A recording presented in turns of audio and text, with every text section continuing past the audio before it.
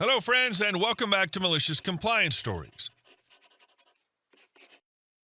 Let's kick off today's video with a story in which a homeowner's simple promise to clear a fallen tree and mend a fence turns into a negotiation hostage crisis as his neighbor demands legal indemnities, extra yard work, and even threats of lawyers, all over some storm-blown wood.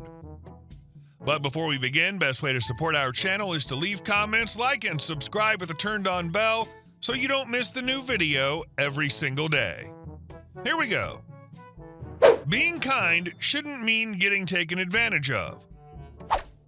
2 days ago, a tree in my yard fell during a storm. It damaged my fence and landed in my neighbor's yard. Immediately after it happened, I spoke with my neighbor and assured her I would come out in the next couple of days to cut up the wood and remove it from her property. She agreed, and that was the extent of our initial conversation. Yesterday, I cut up the fallen tree and repaired my fence as promised. Today, I obtained a few quotes for removing 2 additional trees on my property near the one that had fallen. As a precautionary measure, the contractors informed me that they would require access to my neighbor's yard to safely remove these trees. They suggested they could handle the work at the same time they hauled away the remaining wood in her yard, making the process simpler. I thought this was reasonable, so I approached my neighbor again to discuss the plan. As we sat down, I explained the situation thoroughly. Initially, she expressed concerns about equipment potentially damaging her yard, which I completely understood. To reassure her, I provided photos from the contractor showing how they would use mats to mitigate any potential damage. Despite this, she stated she would require something in writing from both me and the tree removal company accepting responsibility for any damage that might occur.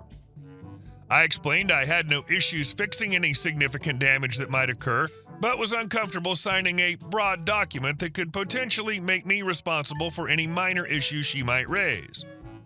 I emphasized that removing these additional trees would ultimately benefit her as well, given that if either tree fell, it could potentially damage her home, whereas my property was less at risk.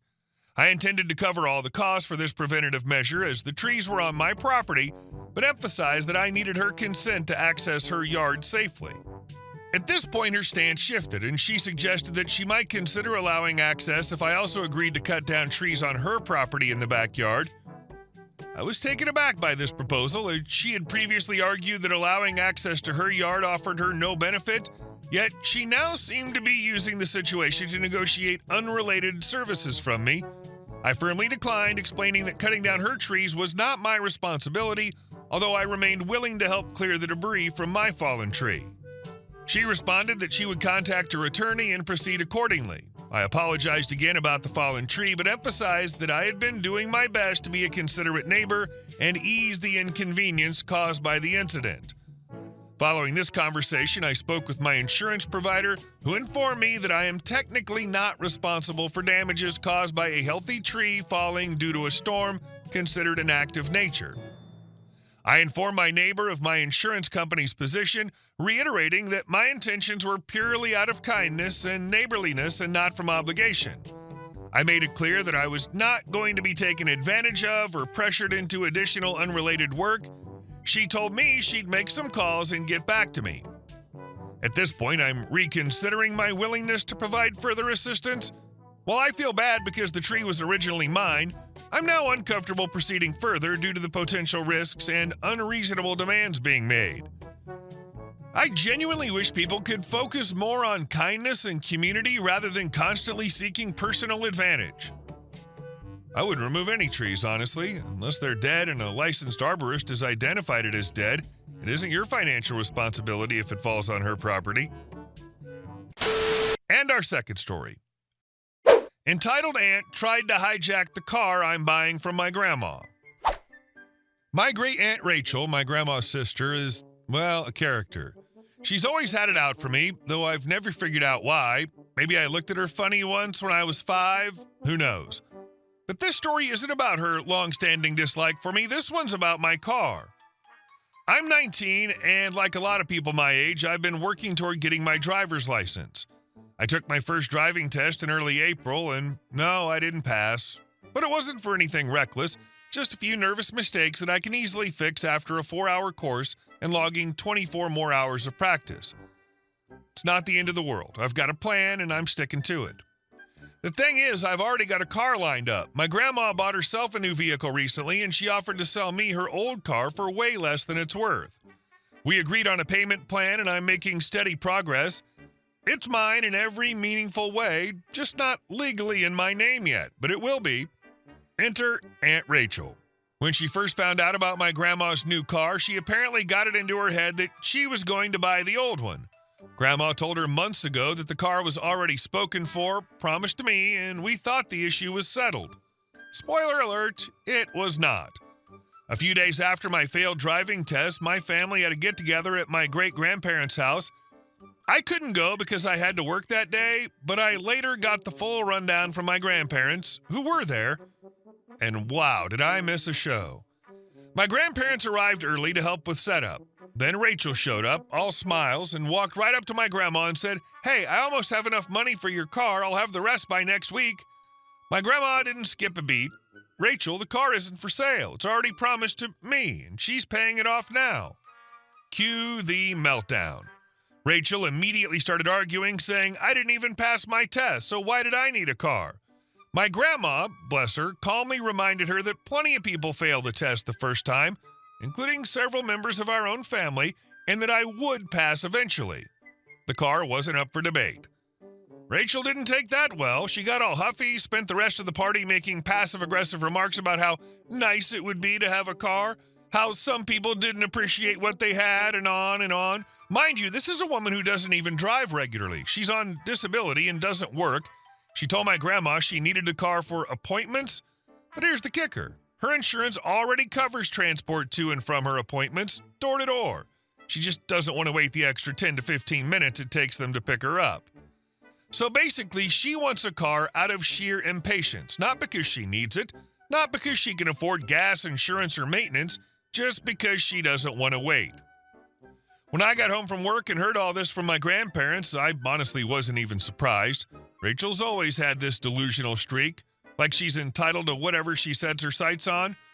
But I wasn't about to let her sneak my car out from under me just because I hadn't passed my test yet. Fortunately, my grandma had already thought ahead. She drew up a formal contract that we both signed. It outlines the payment plan, acknowledges the car was mine, and serves as legal proof that the vehicle is not for sale to anyone else, just in case anything ever happens to her, and God forbid, but still, there won't be any confusion. So now, whenever I see Rachel, I smile politely and say nothing. Let her stew. Let her fantasize about what could have been. Meanwhile, I'll be logging my hours and getting closer to that license, and when I do, I'll be driving my car, knowing full well she'll be watching from her porch, seething. Honestly, that makes the eventual victory just a little sweeter. The only two people that matter here are you and Grandma. Grandma's already agreed to sell you the car. Grandma also sounds like she isn't supporting Auntie's delusions. Nothing to worry about. And our last story. How I turned a Karen's meltdown into a neighborhood wildlife movement. So I volunteer as a vet tech with a local animal rescue, and one of the more chaotic perks, depending on your tolerance for feathers and squawking, is that I often end up bringing home birds in need of treatment. My setup is a tidy little outdoor scullery at the front of my home. It's been fully enclosed, bricked in, roofed over, complete with screened vents for airflow. It's discreet, it's functional, and for a recovering bird, it's paradise. For the longest time, it went unnoticed. Until she noticed. Enter Cheryl. Cheryl's the kind of neighbor who trims her hedges with a ruler and threatens to speak to someone if your recycling bins are out for more than an hour after pickup. She's got a pristine lawn that looks like it's been vacuumed. She waters it with filtered water, I swear. Cheryl hates my wildflower front yard. It's an affront to her perfectly beige vision of suburbia. The bees, a biological hazard, obviously.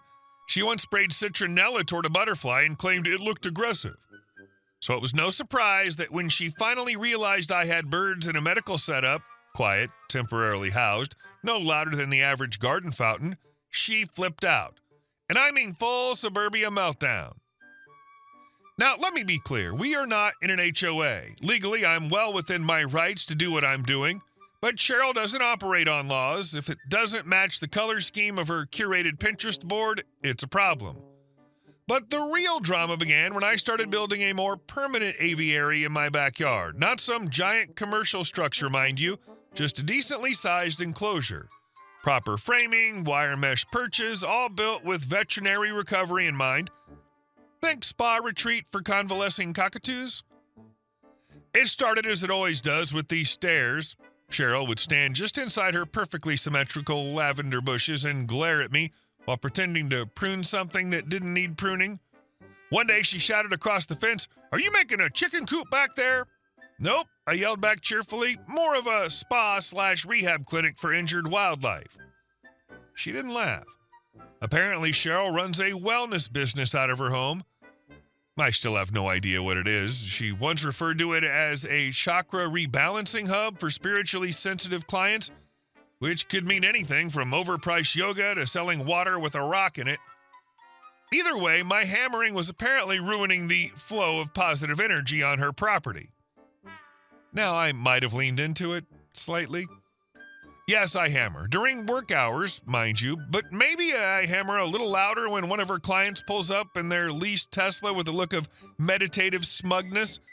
I definitely time my brakes to avoid noise right until the precise moment they're climbing out of the car. And I absolutely greet them with a sunny wave covered in sawdust, holding a power drill like it's my spirit totem. Then Cheryl escalated. She came to my door, clipboard in hand, wearing what I can only describe as suburban battle armor, and handed me a very obviously fake letter claiming that she had started a homeowners association and that I was now in violation of community regulations. The letterhead was just her name in Comic Sans with a leaf graphic. I laughed. I was literally holding a hammer when she handed it to me. I laughed so hard I had to lean against the door frame. When I managed to speak, I just said, "Cheryl, you can't create an HOA out of thin air." "You'll hear from us again," she said stiffly. "Oh, I hope so. I love reading fan fiction," I replied and gently closed the door. Today it got even better. I mismeasured a support plank and had to get out my handheld power saw. It's not overly loud, but it does have that satisfying whine that slices through wood and peace at the same time. I fired it up just as a car pulled into Cheryl's driveway, right when the passenger opened their door with a peaceful expression and a rolled-up yoga mat. Of course, I posted a sweet little message in the neighborhood group chat. "Hey neighbors, apologies for the noise. Making progress on my little wildlife recovery project. Should be finished soon. Thank you for your patience." Heart emoji, smiling bird emoji, for vibes. Now Cheryl has taken to spraying cleansing mist around her front walk like she's trying to exorcise my existence. Meanwhile, the birds are healing, the aviary's nearly done, and several neighbors have dropped by to ask if I could help with injured fledglings they found. So yes, Cheryl might hate my sanctuary, but in trying to clip my wings, she gave me flight. And I've still got more planks to cut. This is exactly why you never mess with someone who's legitimately doing good in their backyard.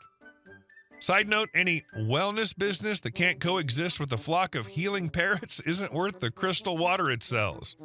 Keep building that aviary, and maybe slip Cheryl an invitation to the grand opening cage side. Hey guys, thank you all for watching the video. I'll see you in the next one.